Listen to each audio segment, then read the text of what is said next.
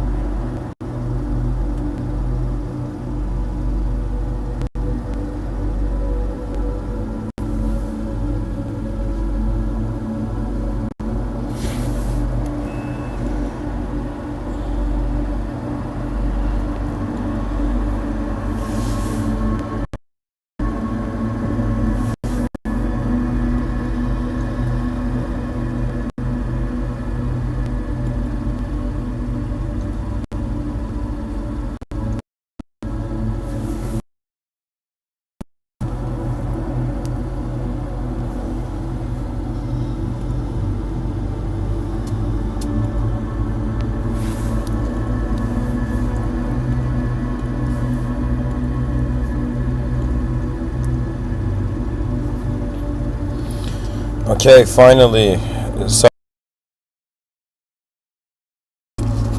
So to start, I mean, I was giving it, I was into it, and then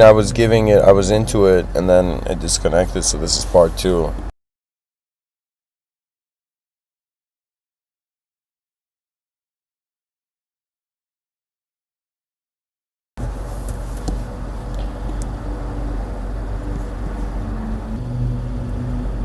Okay, there we go.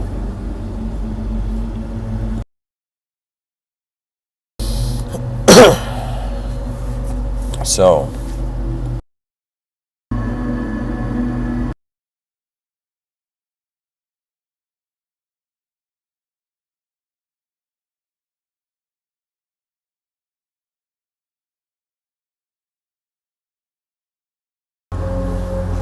the environment was moving the creature.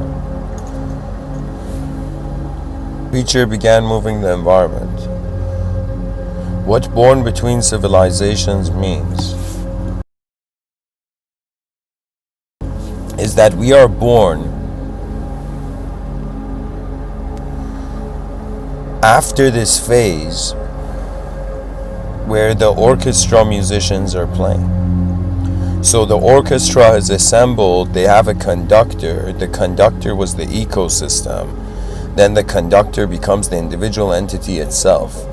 Then the individual entity realizes the whole orchestra is playing beyond its conductor. That means, let's say, free will is like a symphony conductor, and the free will moves the stick, and imagine like 4 musicians listen to that conductor. But then you begin to see there are other musicians playing, and it's as if they're listening to different conductors. A different orchestration of reality. And that's what humanity needs to prepare for. Multiple orchestrations of reality behind your eyes in order to bring them in front of our eyes. I don't know what it was about this picture that I chose for this episode. AI probably made it. But just this guy standing where he's standing. You see, a civilization is the biggest vehicle. I mean, it isn't the biggest vehicle, but it is a big vehicle. Meaning that your individual biological existence as an entity is like your biological body is like a vehicle. Then in some sense,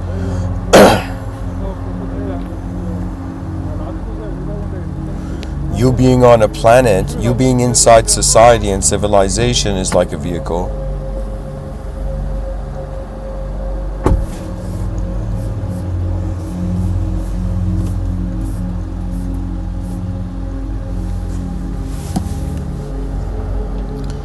And what I'm saying is an advanced civilization is a vehicle for a species on a planet.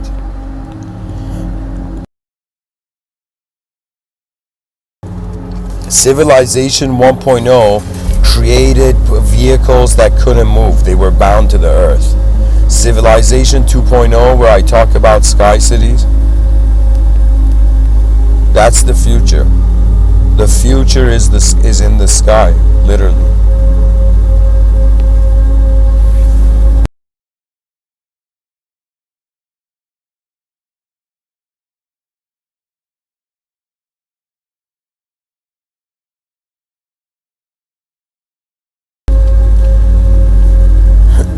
I find myself becoming tired. And I asked myself, okay, I'm tired, I need energy. Where can I get energy? And at one point, I'm like, okay, go eat fruit. But from another angle,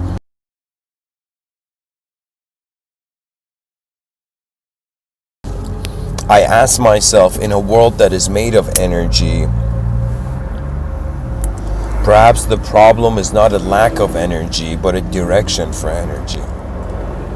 Something that I found interesting in the Jewish tradition, I saw this rabbi on a YouTube video speak about a sort of, for the first time in my life, I was seeing a video about a mystical relationship with money.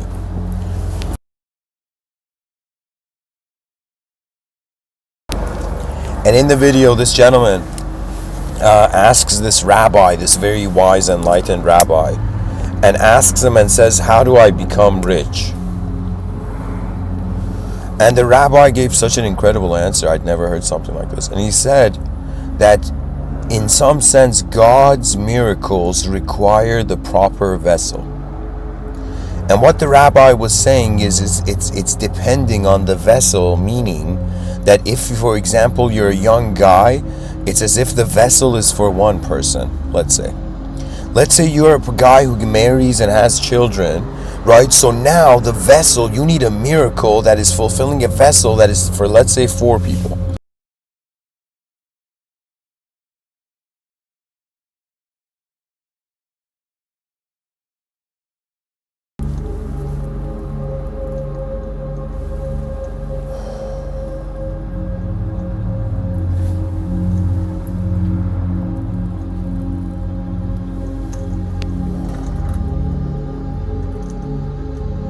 So what it meant was that what the rabbi was saying is that it's based on the space you create for it.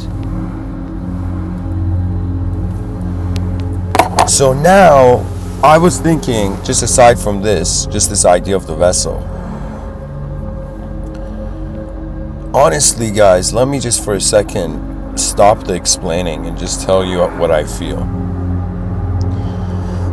I don't know what kind of being I am, who I am when it comes to past lives, future lives, and all of this. But right now, this moment that I'm alive in, I find myself fascinated.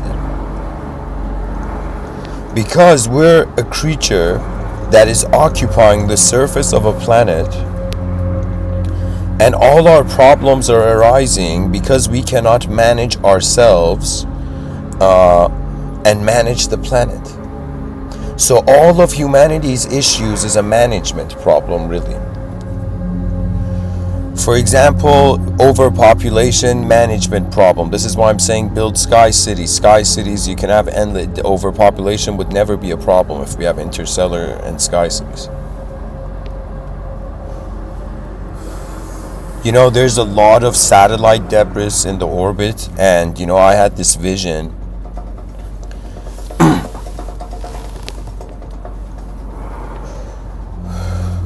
that they can be used.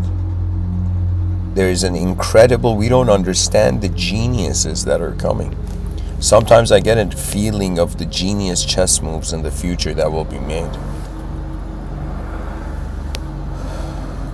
It's an incredible time. To be honest, they said the world ended in 2012, but humanism, I think, ended in 2023. Certain level of humanism, because 2023 is when AI was given public access. Like ChatGPT made history. People don't understand ChatGPT is literally one step towards the future. You see, good and evil are personal. To be right and wrong, that you see, they call it moral relativism. That means that what is right and wrong is relative. Somebody may think like doing something in one moment is right, but it's relative.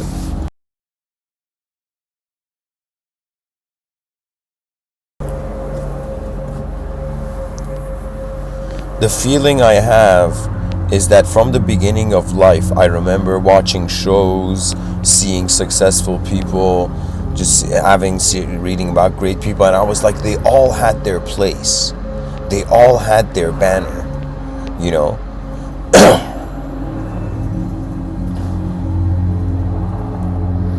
And since childhood, I was thinking as if like, yo, where is it that I know I should be that I am not? Where is it that a part of me knows I belong, which I cannot find?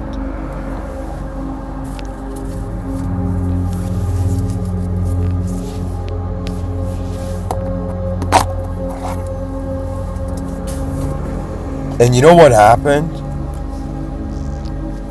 I ran after the desire to find my world, the world that I belonged in, only to realize there was an authenticity missing and there would be constant failure. And so then I stopped preferenceless, and I think about like a year later,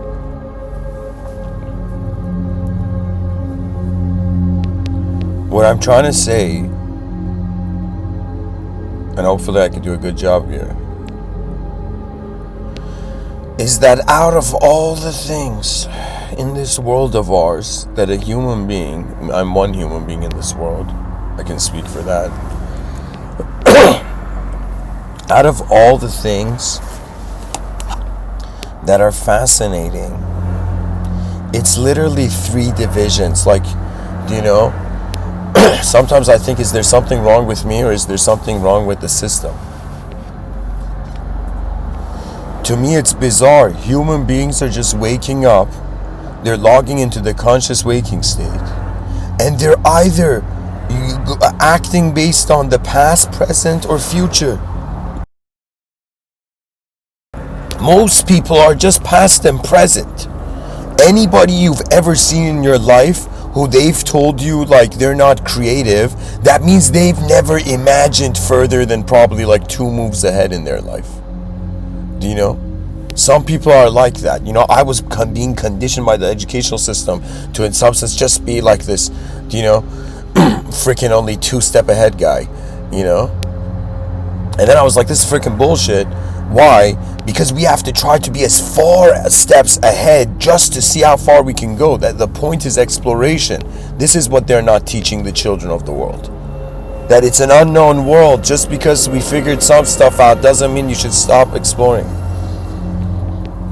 Born between civilizations means that you have had a privilege as a creature, as a member of a species on a planet, to experience the conversion of one civilization to another type. Do you know what that's rare? Like right now, I mean, back in the day, they were like medieval kingdoms, there was mythology, like that sort of level of contextual evocation. But now we don't have any legends. Now the world is boring AF. Please, everybody, acknowledge it's boring. Civilization 1.0 was the best our ancestors could do. It's not something we can hate or even love. Do you know, it's just the first thing that they tried, the best they could do.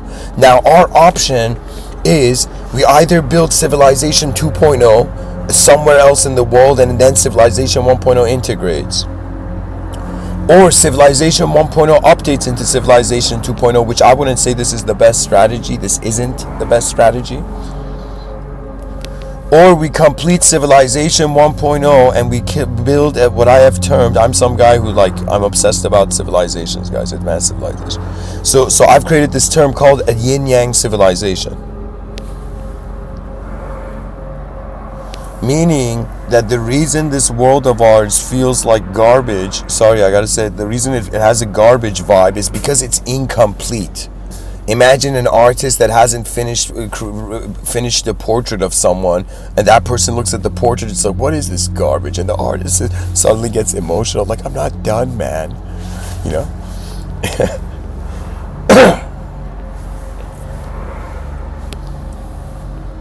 You know, I remember they said something that somebody was saying, I don't know, I think many people have heard this.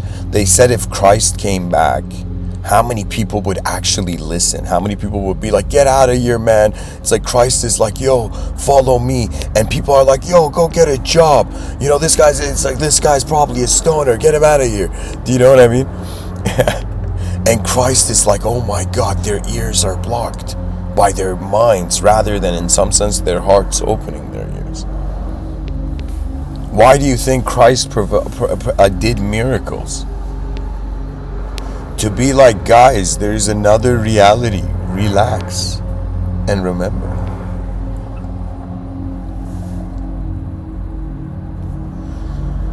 Being born between civilizations means that you have the privilege of noticing giants move. Okay, for me, like you might, like this is really why life is very fascinating to me. It's a movement of giants. Literally, I'm like sitting somewhere and imagine like you're just walking to work, right? And then you see a giant run between the streets. Do you understand? And imagine there's some force field technology, so when the giants are running over our city, right?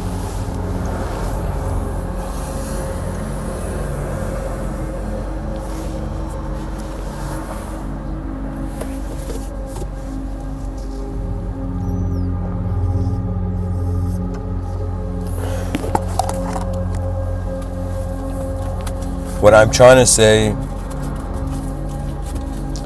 is that we find ourselves in an inferior world, or in a world that is in the presence of greater ones. It's not just greater beings. It's also greater worlds. How can you be someone and consider a greater self but not a greater world? It doesn't make sense. The self and the world, idea of the self and the world are codependent.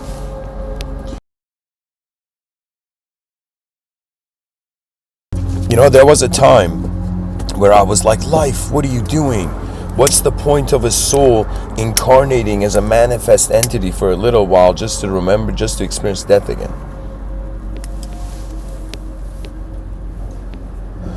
And this world is weird, you know, to be honest, what the human experience is, this is what youth doesn't realize until it gets old, is that when you're young, your attention is holding to the world very easily.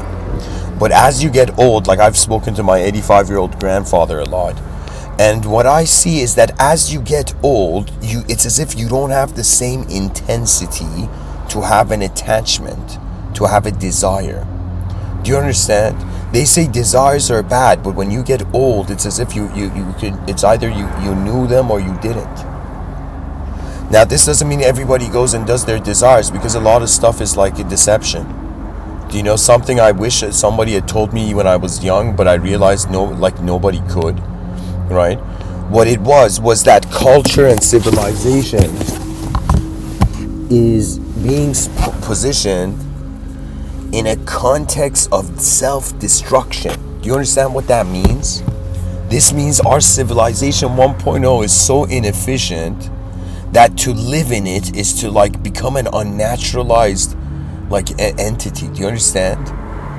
The world, it's like our civilization is so opposite of advanced, but at least it's better than nothing. See, if you're someone who you honor the past, everything is progress. If you're someone in the present, you might get bored, but if you're someone who you're like, yo, what are the options?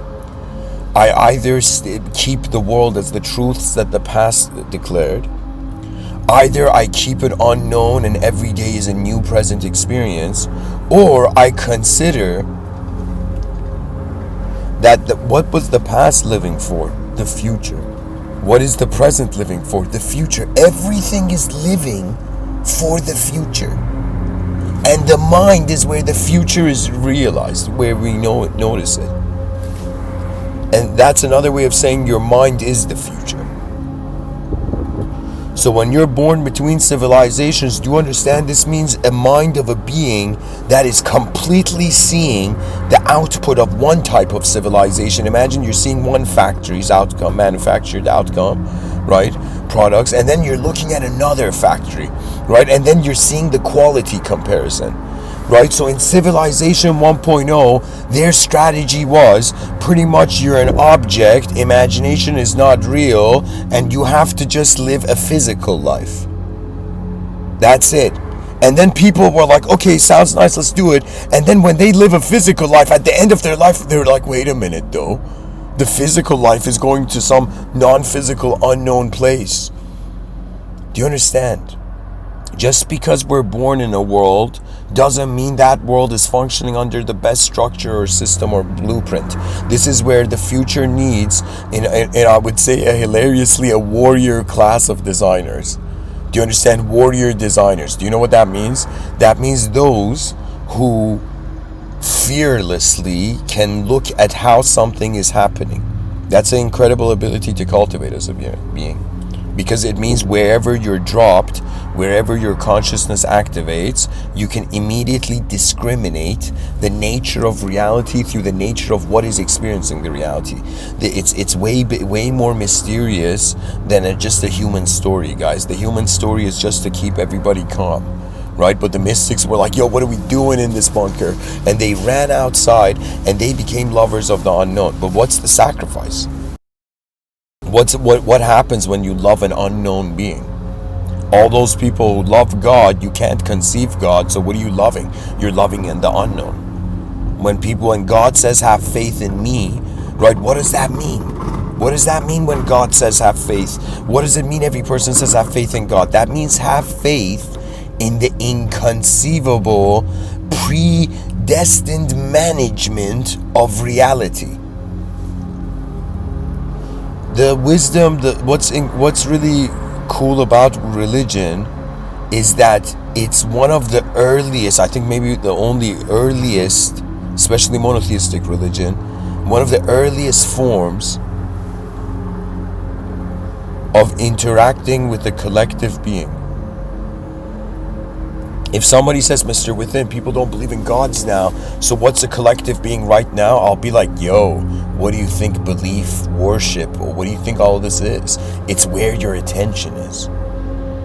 If you notice, human beings have just been changing what's in their attention. There was a era of idol worship. Objects were in their attention. Yo, is that truth? Object is the truth, right? And then somebody came and slapped those objects out of the hands of people. There's like, it's not an object, that's truth. And then they're like, then what's truth? And the person's like, it's a subject.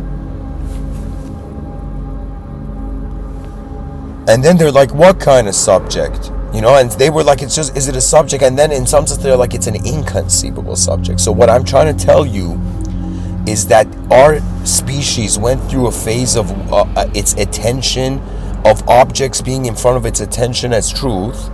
And now it is in an era from idol worship to idea worship. Because what can really happen? You're either using your biological eyes to experience the outer realms, or whether your eyes are open or closed, you can experience stuff in your inner realms, such as memories, such as visualizations. Sometimes my inner realms geometrically move around. Like sometimes I speak to someone and all the words they're saying, based on the imagery behind the words, they translate as a sort of geometrical shape, you know, in the moment. Geometry really is the great language of, is the next language of all languages, you know.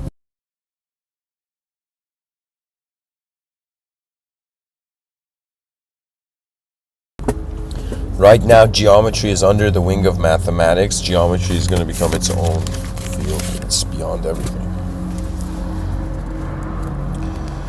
So anyways, let's hope there's some chat engagement and questions. And oh my God, everybody's a silent listener. You know, it's like I'm too excellent of a, you know, podcaster. Born between civilizations is cool, you know. Imagine a couple thousand years, consciousness is born into the world, and civilization is like stepping out of cyberspace, you know, into the mecha age, you know. You know, there was this guy in Japan who made a giant robot like those in the anime, like Gundam Wing anime, something like that. And then they interviewed the guy, and the guy's robot won the contest, but the guy was emotional at the end. And then they're like, yo, tell us. And the guy's like, yo, man, it was this Japanese guy in the video. And he said, when I was a young kid, when I would read these comics of giant robots and stuff, I thought technology would progress to such a level that when I was like in my 30s, I'd be like sitting in a giant robot or something. But then he says nobody cared, right? And the guy got emotional.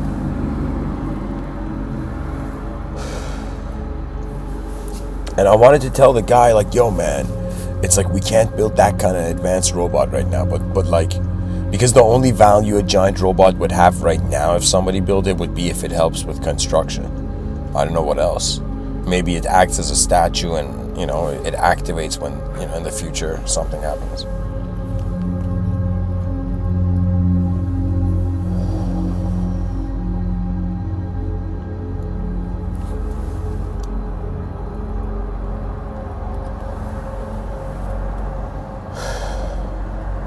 So anybody who has a question, wants me to, look at something, look at an idea, or stem the idea into the talk or something, sure.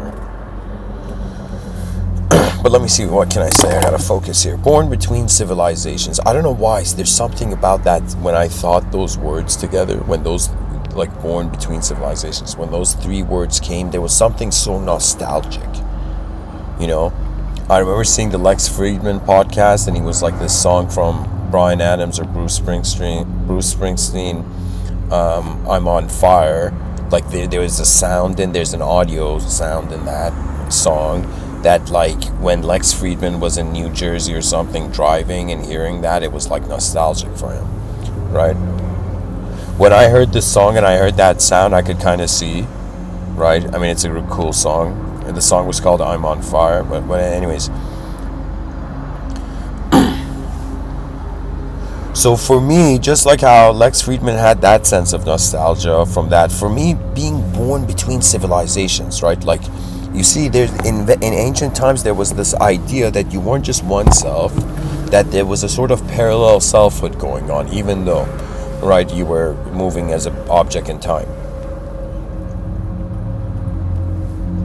So that parallel selfhood, it's kind of weird, because it's kind of like asking yourself, in how many ways are you alive that you're not conscious? That means, could it be that this lifetime, like sometimes there was once I think I shared it in a poem or something, right? I had this feeling that what if this lifetime right now I'm giving a talk, this is one leaf. And then there's a universal self, which is a branch.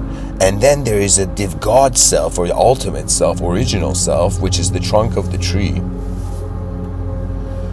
Right? And so when I thought how incredible, not only do we have, like, think of how many leaves there are on a tree. Not only do we have that many individual lives simultaneously, and constantly changing as the seasons pass, but how many branches does the tree have? How many universal selves are there animating all these individual lives?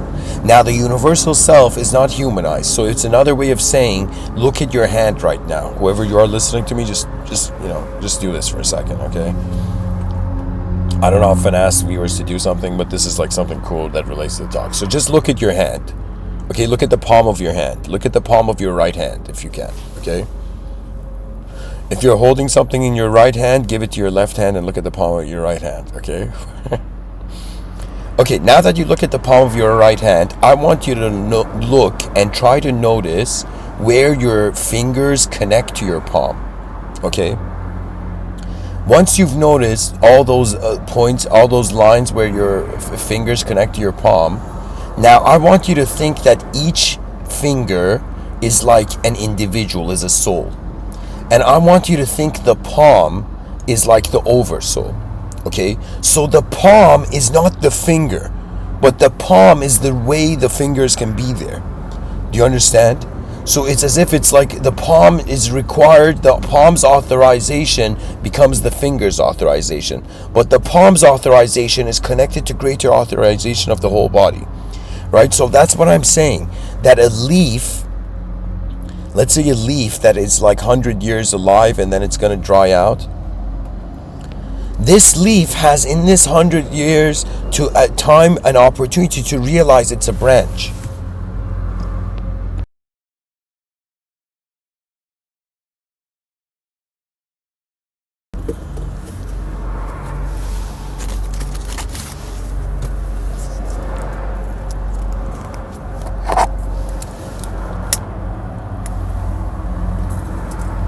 Anyways, that's just a metaphor taken very deeply.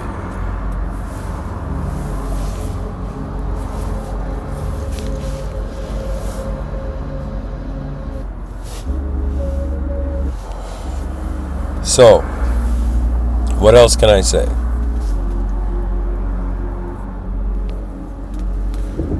about Born Between Civilizations.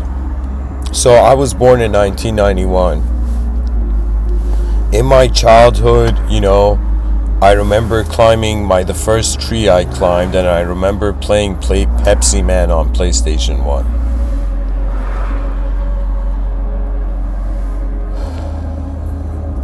And so I saw, I experienced dial-up internet, okay, and VHS tapes, or VCR tapes.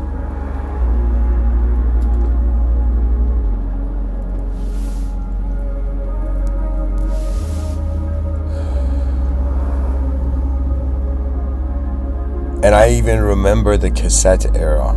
I would play stuff on cassettes, And so what I'm saying is I saw these transformations of the world. And I realized my cousin, my younger cousin, it's like he's never climbed a tree. And I was like, wow, technology won already.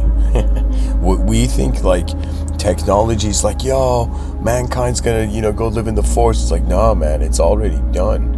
It's like Jarvis is already, high-fiving Iron Man. Is high-fiving Tony Stark. So anyways, I think my purpose as a being in this world is, I feel there's certain people, it's kind of weird. It's like when you become a speaker, it's like you're destined to say some stuff, and some people are destined to hear it.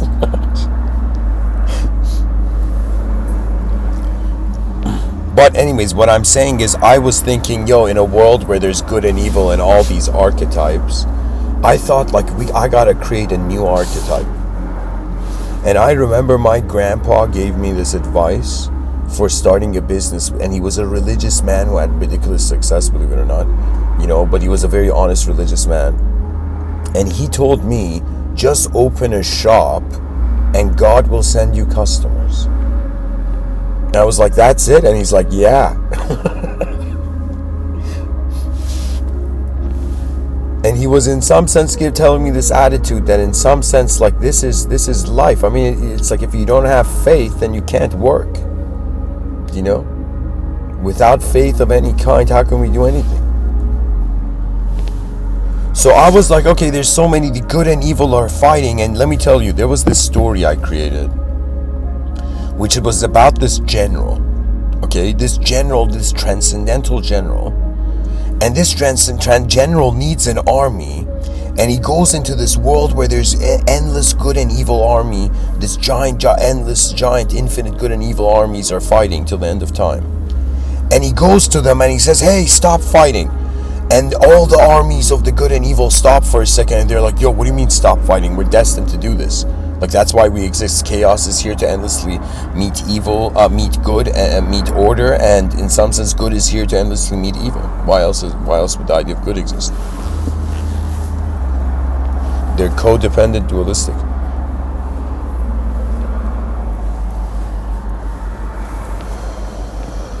I don't know.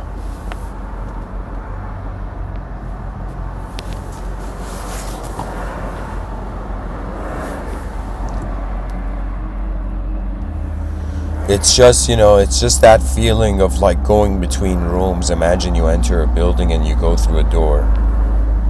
And it's kind of like this feeling of we're going through the door of civilizations, but the species is going through the door.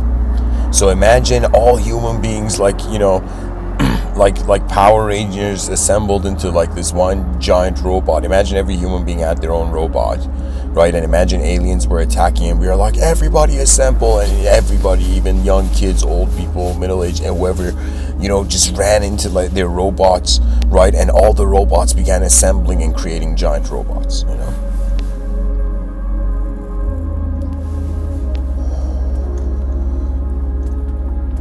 And so similarly for me, I had this poetic vision that it's all individual 8 billion human beings.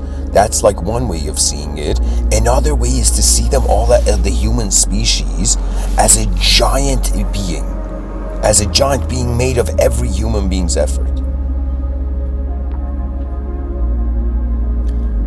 so to see, it's as if we have to quickly realize, you know what comes right now. I gave a talk, our humanism will transcend our culturalism, and I feel that will lead to victory over the unnatural.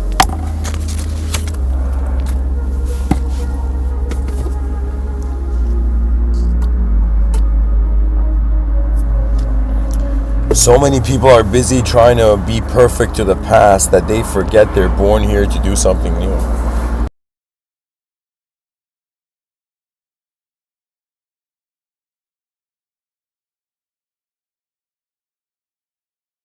You know, some people were like, yo, you gotta honor your ancestors and live like them. And I was like, yo, that's true. Maybe that's your way of honoring your ancestors, but that might be a way of you honoring your ancestors, but that's also a way of your ancestors dishonoring you. Because if your ancestors lived for you to get here and you're living like them, then why the hell were you necessary? This is the problem with the past. It's past. It's done. The past is done, guys. You know, I was looking for my past and then I realized it was past. They were like, who were you in a past life? I'm like, I don't know, man. It passed me by, you know.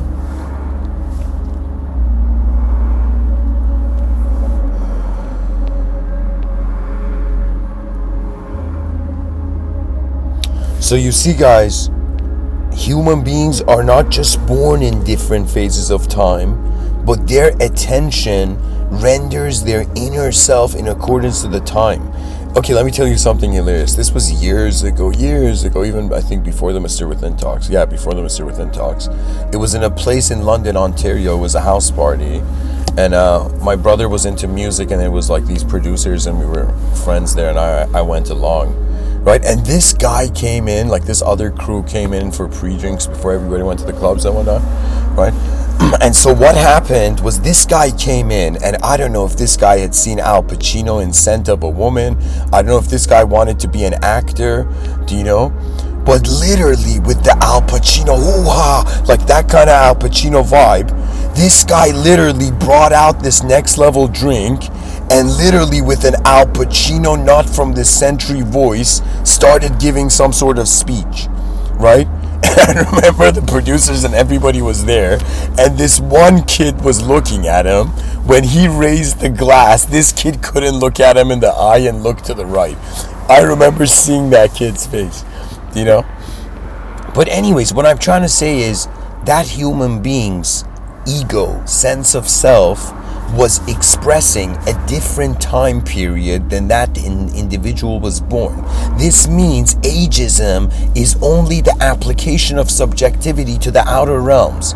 But when it comes to how old you are behind your eyes, you know, behind your eyes, you're not an object. Ta-da! It's like, enlighten much? It's like, subscribe, folks. You know, subscribe. You know, imagine some guy went to this enlightened guy and he's like, hey man, you know, I think I'm enlightened. I think I accidentally became enlightened. And the enlightened guy's like, what do you mean? You accidentally became enlightened. You will know when you become, right? And the guy's like, no man, I think I accidentally became and now I know, right? And then he's like, how did you accidentally become enlightened?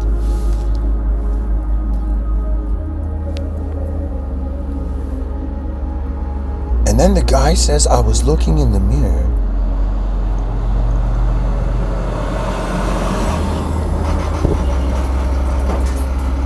and I realized my idea of me is not my image.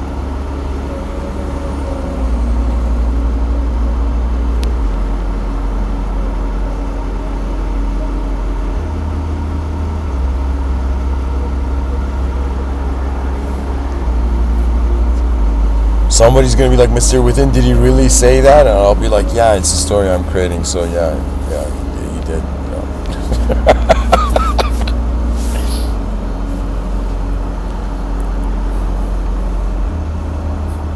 You know, guys, you know, I was so humble and intuitive, you know, in 2014 when I started these talks. I was like, it was as if the logos was like, hey, give 10,000 talks. And I was like, okay, you know. And then years now, I'm like, yo, I should have been like, yo, really? You want me to give 10,000 talks? Why? Why am I doing this? But to be honest, at the time, it just felt like something I had to. This is the beautiful thing about this world. It's not all comprehensible through a human format. But human format is our corner. So right now, me speaking in the English language to other human beings is inside the human sphere.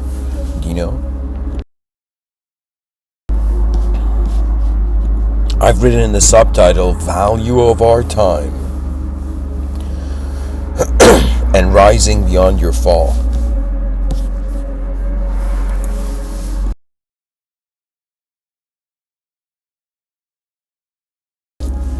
So the value of our time, I didn't mean it as if like, yo, look at your watch. When I say value of our time, I mean the era we're born in, right? Like, what is the value of 2023 when we really look at the world? I think that's a good question. How are we valuing something that is changing all the time? Like,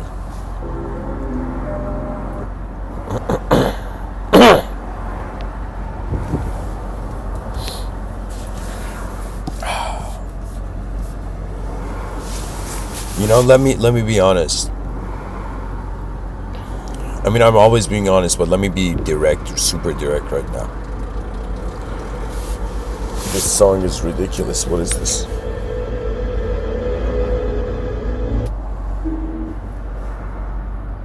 Come on. All right. This is me getting straight to it. Pretty much, I was like, yo, human beings are creatures that die. Because they die, they create a value system based on what they can lose. That was my view. And I can tell you, until this year, I was afraid of death. I ignored it. I tried to just be a good archetype all the time. I was ignoring my shadow, not realizing that I was like blindly following an incomplete self from my youth.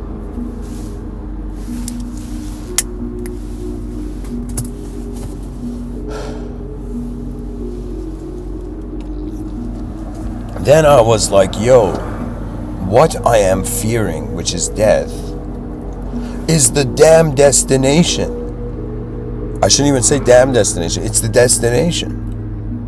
So I was like, this is so hilarious. My whole life, I have been afraid of where everything is going. And death became a door. It no longer is an ending to me. For me, I'm just like, yo, and the only way you can truly open that door is to live a fulfilled life. And to live a fulfilled life, that means it's not just the victory of yourself. It's the victory of your species and then the victory of the universal sector. We're not just here to be human beings. Give it like 6,000 years from now, we will be completely universal beings by then. We won't identify with one planet. Imagine the species inhabits like 12 other planets, and then they tell you, which planet are you from? And we're like, it's 12, buddy. It's 12. Imagine in the future, like I've written in my science fiction novel, infiniteurs are bragging about like the planets and moons of the moons they own, right? It's like, yo, man, it's like they used to show off Ferraris. Now people are showing off celestial objects. But in reality, abstraction, owning. So here's the bizarre thing. Our whole life we've been told, think things through. Or thinking is important, or how do you think, and so many people have paid to figure out how to think and all of this. But not a lot of people have really looked at what is thinking. Not a lot of people have cared to ask their local philosopher a question. Thinking is a false premise. And I shouldn't say false premise, but let me say it this way. It doesn't make sense. The idea glitches and it doesn't make sense. It's an ill. You know, imagination is only 1/4 not real. It doesn't have density. You can envision it, you can see it, you can move it, you can do anything, but you can't touch it. Do you know how many times I've tried to? So that's the incredible thing, right? To a sense, and with a dualistically, and attention has, let's say in the future, like an egg that would guard earthlings, that would protect us. Human species has trained itself to adapt to an endless victory. We're not just so blessed to see other entities change. We can see the world where these entities are extracting on a daily basis their organizational patterns from changing. So this guy in this picture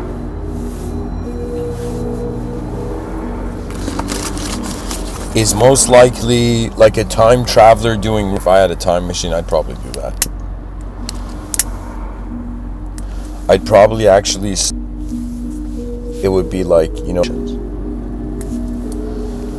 advanced humanity. So anyways, guys, thank you for listening. Let me see if the chat section has okay. Oh yeah, let me say something about this subtitle, Rising Beyond Your Fall.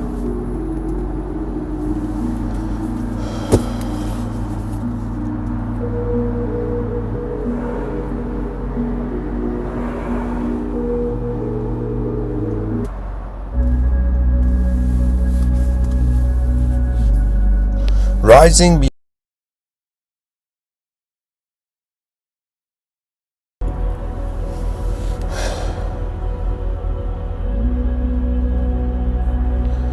I would say, as an energetic being, there is no death, there is just going forth to see all to discover your mistakes while you succeed.